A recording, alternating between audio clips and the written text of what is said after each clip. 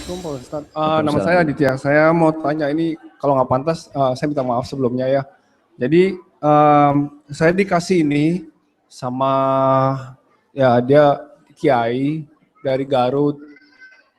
Menurut dia ini ayat Al-Quran. Jadi saya pasang ini udah sejak lama, cuman terakhir-terakhir ini saya lepas karena saya baca soal Islam dan mistik dan itu nggak relevan, jadi nggak boleh praktis itu kan, jadi saya lepas.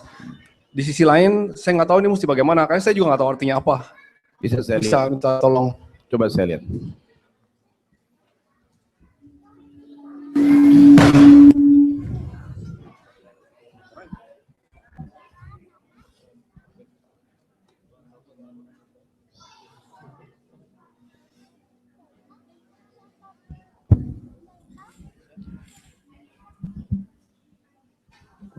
Iya, ini sama ini. Jadi inilah ciri yang saya bilang buhul tadi ya.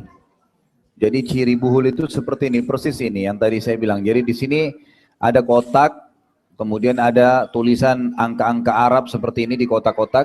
Ini punya makna ini, bagi mereka ini punya makna. Ini, kemudian di sini juga ada gambar, lihat segitiga. Ya, ini yang tadi sudah banyak kita sebutin di buku itu ya. Dikasih tulisan segitiga, kemudian juga ada angka-angka. Ini juga ada kotak, kemudian huruf-huruf hijaiyah yang terpisah ditulis. Ini semua subhanallah yang saya sebutin tadi.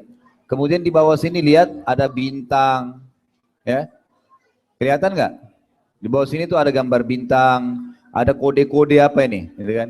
Dibuka dengan bintang, ditutup dengan bintang. Ini semua sama metode-metode yang digunakan oleh siapa? Orang-orang yang memang sebenarnya dukun, cuman mereka mengatasnamakan agama. Ini semua tidak ada. Ya. Ini semua tidak ada. Jadi perlu saya ceritakan begini Bapak Ibu sekalian. Ada pengalaman ruqyah di Jakarta. Ada satu orang, teman saya, kebetulan dia peruqyah. Dia cerita pengalaman, untuk kita berbagi pengalaman. Dia bilang, saya pernah ruqyah orang, kemudian waktu jinnya dia kesurupan, terus jinnya ditanya, kenapa kau masuk ke badannya orang ini? Dia bilang, orang ini manggil saya setiap hari 1000 kali. Orang ini manggil saya setiap hari 1000 kali. Kata peruqyahnya, memang orang ini manggil apa kamu?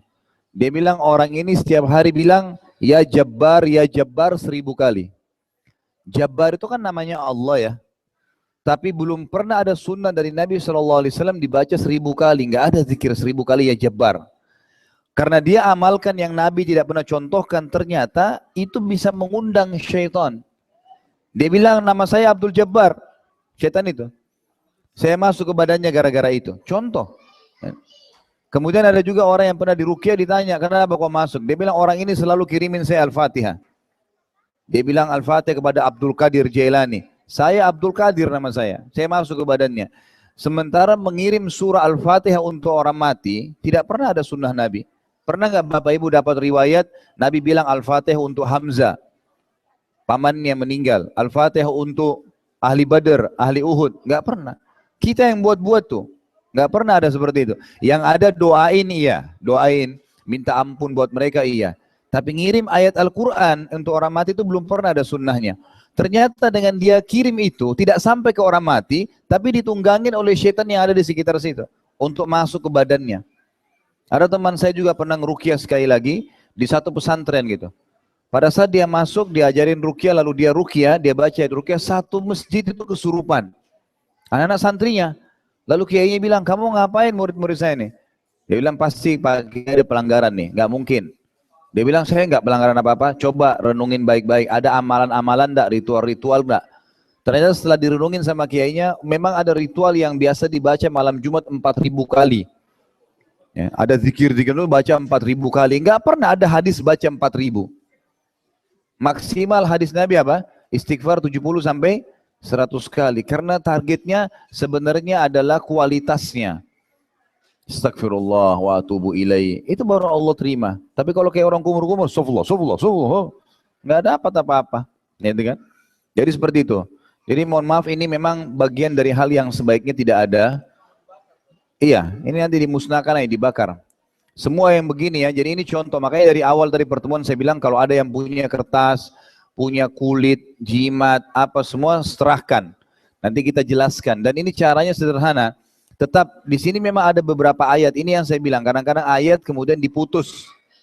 Ya, ini contoh ciri di sini, lihat ya. Ini kotak, kemudian ada di sini ditulis di pinggir-pinggir miring, tulisan miring.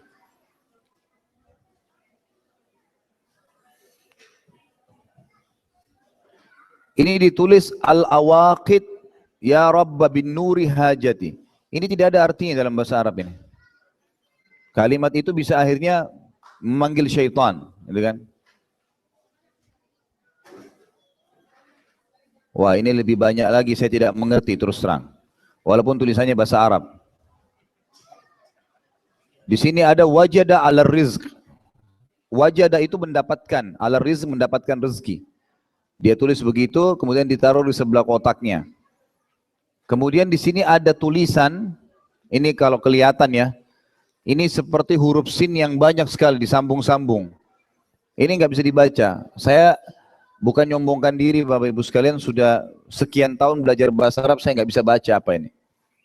Nah ini biasanya begitu. Jadi buhul-buhul ini dilihatkan kalau mayoritas orang Muslim dikasih tulisan bahasa Arab, nanti disisipin di situ beberapa tulisan-tulisan tentang masalah sihir itu. Nah ini biasanya dikasih untuk pelaris. Biasanya begini nih dikasih untuk pelaris. Bisa ini, bisa kain, ditaruh di tempel di tembok dan seterusnya. Jadi ini sebaiknya dibacakan surah Al-Falaq, cara musnahkan ya kalau ada di rumah apa? Tiup. Setelah baca Al-Falaq tiup. Bakar sampai musnah.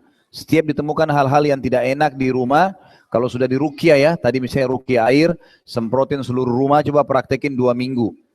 Dipraktekin, nanti insya Allah apapun yang ditemukan yang aneh, enggak, ya, ditangkap, diambil kalau hewan, mungkin ada belatung, ada apa diambil, mau itu dimusnahkan semua ya, dibakar, buhul, semua harus dibakar. Dimusnahin, jadi bukan cuma dibuang. Kalau ada pisau, keris, itu dibawa ke tukang las, kalau di Indonesia tukang las saya suruh tuh, dipotong-potong, terus direndam di air ruqyah, air di ruqyah terus direndam. Mungkin dibiarin 1 hari, itu insya Allah dengan izin kita supaya Allah hancurin, setelah itu baru dibakar. Seperti itu ya.